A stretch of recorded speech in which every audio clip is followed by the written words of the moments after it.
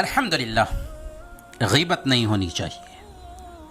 امام ابن کثیر رحمۃ اللہ علیہ نے البدایہ والنہایہ میں لکھا ہے، سفیان بن حسین کہتے ہیں کہ میں نے ایاس بن معاویہ کے پاس ایک آدمی کا برے انداز میں ذکر کیا، یعنی غیبت کی، تو ایاس بن معاویہ نے میرے چہرے پر دیکھا اور کہا، کیا تم نے روم کو فتح کر لیا؟ میں نے کہا کہ نہیں۔ انہوں نے کہا، سندھ، ہندوستان اور ترکی کو فتح کر لیا؟ میں نے کہا نہیں۔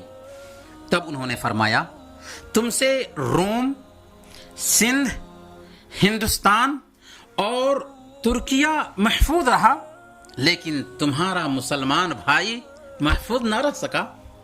کہتے ہیں کہ پھر اس کے بعد کبھی میں نے دوبارہ ایسی بات نہیں کہی۔ جی ہاں، دیکھیے تربیت کا انداز۔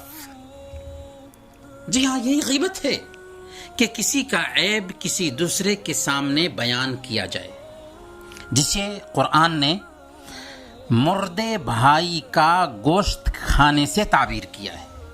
اللہ تعالیٰ نے فرمایا، وَلَا يَغْتَبْ بَعْضُكُمْ بَعْضًا أَيُحِبُّ أَحَدُكُمْ أَن يَأْكُلَ لَحْمَ أَخِيهِ مَيْتًا فَكَرِهْتُمُوهُ، اور تم میں سے کوئی کسی کی غیبت نہ کرے۔ کیا تم میں سے ایک آدمی کوئی ہے جو اپنے مرے ہوئے بھائی کا گوشت کھانا پسند کرے؟ کون ہے جو اپنے سگے مردہ بھائی کا گوشت نوچ نوچ کر کھانا پسند کرے گا؟ دیکھو، تم اس سے گھن کھاتے ہو، تو اللہ نے یہ احساس دلایا کہ تم اپنے مردہ بھائی کا گوشت کھانا پسند نہیں کرتے، تو پھر غیبت بھی مت کرو، کیونکہ غیبت بھی اپنے مردہ بھائی کا گوشت کھانے کے جیسے ہے۔ تو ذرا تصور کیجئے کہ کیا ہم میں سے کوئی اپنے مردہ بھائی کا گوشت نوچ نوچ کر کھانا پسند کرے گا؟ نہیں، اور قطعاً نہیں۔ لیکن افسوس کہ آج ہماری مجلس کا سب سے لذیذ گوشت غیبت ہے۔ جہاں بھی ہم رہیں، کوئی مجلس جمے، وہاں پر دوسروں کے عیوب بیان کرنا ہم شروع کر دیتے ہیں، اور ہمیں بہت مزہ آ رہا ہوتا ہے اس میں۔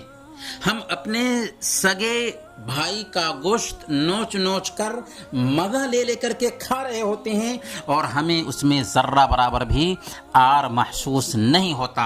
اور عجیب بات یہ ہے کہ مجلس میں جو لوگ شعور رکھنے والے ہوتے ہیں، وہ بھی اس جرأت سے روکتے نہیں ہیں، منع نہیں کرتے ہیں۔ اللہ تعالی ہمیں توفیق دے کہ ہم غیبت کرنے سے بچیں اور غیبت کرنے والوں کو سمجھائیں۔